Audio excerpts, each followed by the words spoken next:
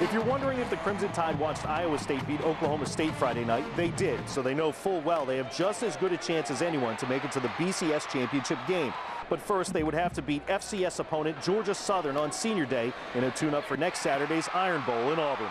I told our players before any of this ever happened, all right, that the legacy of the seniors that had won 45 games here since they've been here, won a national championship, would completely get defined if we didn't get everybody's best effort in this game. For about a half, the Eagles' triple option attack befuddled the Tide's pro-caliber defense. In fact, Georgia Southern would put up more points on Alabama than any other opponent this season.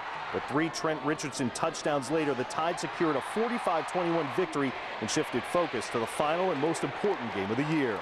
I'm looking for full redemption. We know this guy's going to come at us like it's a national championship, pulling all the tricks out of the bag, reverses, double reverse passes, all kind of stuff like they did a couple years ago, but we'll be prepared for that. We got to be ready to play that game.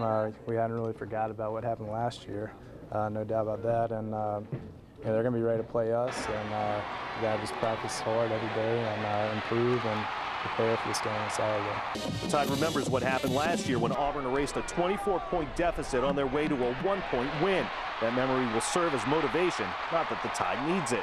You know, in your head, you're going to always have it in your head that, yeah, you lost last year.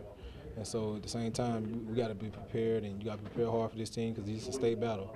You got to, who's going to be the better Alabama team out there. While Tide players are allowed to watch other games, they're not allowed to worry about them because ultimately Alabama only controls one thing: how it plays next Saturday. We're not worried about the national championship. We're worried about the next game. All right, because none of that stuff matters if you don't take care of your business and win the next game. The Tide is now 10-1 and has the winningest group of seniors in school history. All season long, players have had to look at posters with the score from last year's Iron Bowl and the words "Never Again."